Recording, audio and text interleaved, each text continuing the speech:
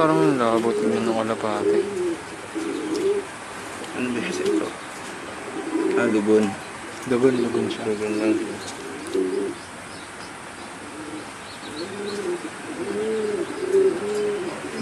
Kak. Sa akin, kung ano, sa akin yung isa na.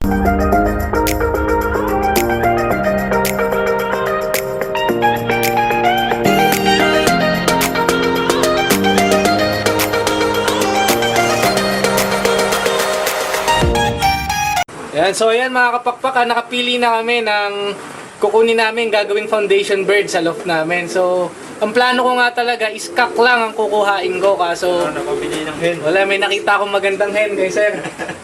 May nakita akong maganda, so dalawa na silang kinuha namin. Ito.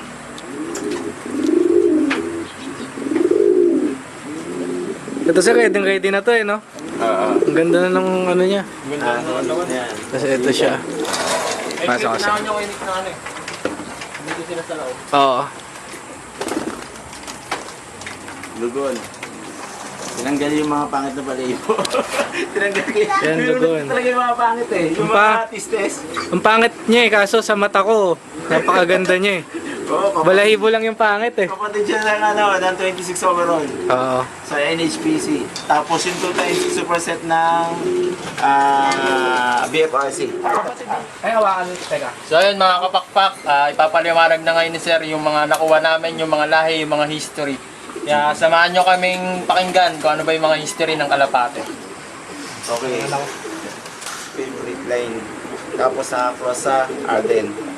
Di ba yung kapatid dito, nag-second overall, half brother na siya, half brother ng second overall sa South. Tapos naka-cross siya sa inbreed ng favorite line.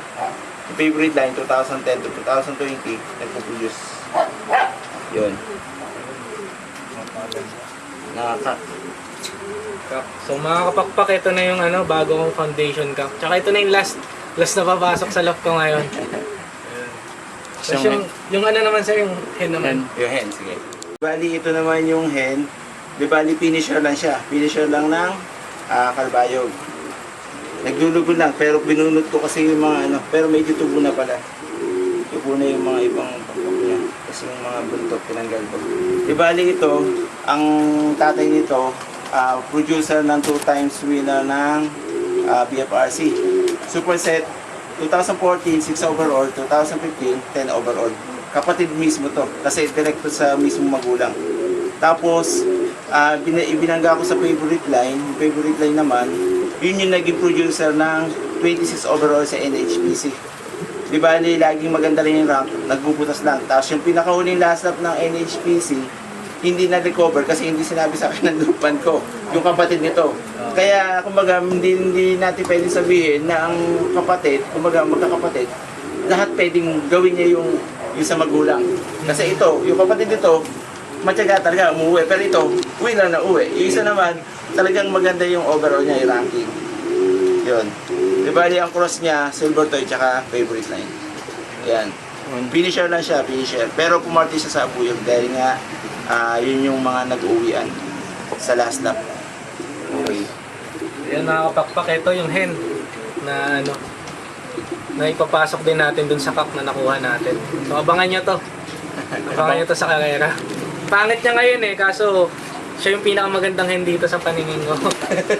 Ayan, okay na, okay. Sir, pwede ba ipakilala mo rin sa amin yung first overall lang, Sir? Ito. Yung mga ina-out mo din, sir. Diba nito, ina-out ko to. Diba nito, first overall sa BFRC 2010. Diba kasabay ito ng mga nag-first overall ko sa partner ko na si Iking De La Cruz. Diba lilipad niya to. Ngayon, ito yung mga kasabay. Kaya yung lipad nito, alam ko, dahil nga kasabay din yung nag-first overall ako noong 2010. Diba siya naman ang champion ng Triple Crown. Itong ibon nito. Tapos 4th overall ng BFRC. Di bali, ang line nito, old line Emil Gaspar. Gaspar siya, mga Mariano Lee. Yan, ina-out din to. Ina-out din to ibon nito. Yan. Ipopost ko na lang sa yung presyo, yung picture, tsaka di ba may price doon? Oo. Yun, Basta nakikita nilalagay nyo ko na naman lang. yung price. Basta yung lahat ng mga ibon dito, ina-out naman lahat. Basta nagkasundo sa presyo. Yun. Ito sir, ayun sir, last na yung ano nyo, yung bago nyo lang uwi sir. Yan. Para mas makilala nila yung mga ibon mo dito sir. Mga updated na umuwi. Oo. Di bali ito, ito naman, line ng favorite din.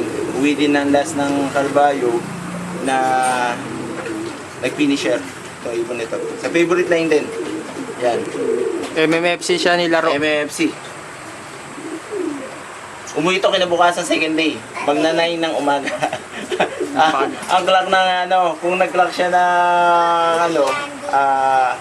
maganda rin yung overall niya. Ito ibon nito. Napaaga lang siya. Tapos ito naman, isang design na alis para alam din. Ito ang line naman ito, yung line ni Dirty Harry. Kain ako. Dirty Harry. Tapos old line ng Emil Gaspar, ang cross niya. Kaya itong banggaan nito, medyo maganda rin. Ito yung line ng 1.3M ni Dirty Harry. La Harry C. Di bali direct kay Ray Mitre. Yung magulang. Tapos na-cross sa Emil. Yan. Out din, yung pairing na yan, mga Victor Tan. Di ba ito yung mga pinatabi ni Victor Tan, yung kinukulat yung ibon na meron silang tinulungan. Di ba ito, line ng mga overall lagi nila Victor Tan. Kaya ayaw na itong palis, itong apat nito, ayaw isa nandito ito. Saka ito isa. Mga direct yan. Di ba itong mga to, ito yung mga winning line nila Victor Tan. Mga sample nila. Yun, okay na sir. Kakain ako. So ayun mga kapakpak, na mas nakilala nyo na yung mga ibon. Pag pumunta kayo dito, mas marami kayo makikita, hindi lang napakita yung iba kasi maubos na yung memory namin, tsaka malulobat na yung camera. Kaya yun, kakain mo na kami, nagpabili si sir ng pizza. Yun, kain mo na. Mga kapakpak, pauwi na din kami kasi andyan na yung sundo namin. Kailangan na namin tumuloy. So maraming salamat kay Sir Kopit para sa sa bago naming ibon. Tapos salamat din sa mga tinuro mo sa amin ngayong araw. So ayun mga kapakpak, dito na namin tatapusin ang video na to. Kaya kung naligaw ka sa aming video, click mo na ang subscribe button at ang like. Huwag mo na rin kalimutan pindutin ang notification bell para updated ka sa mga susunod naming video. Maraming salamat sa panonood nyo. Hanggang dito na lang. God bless everyone. Bye!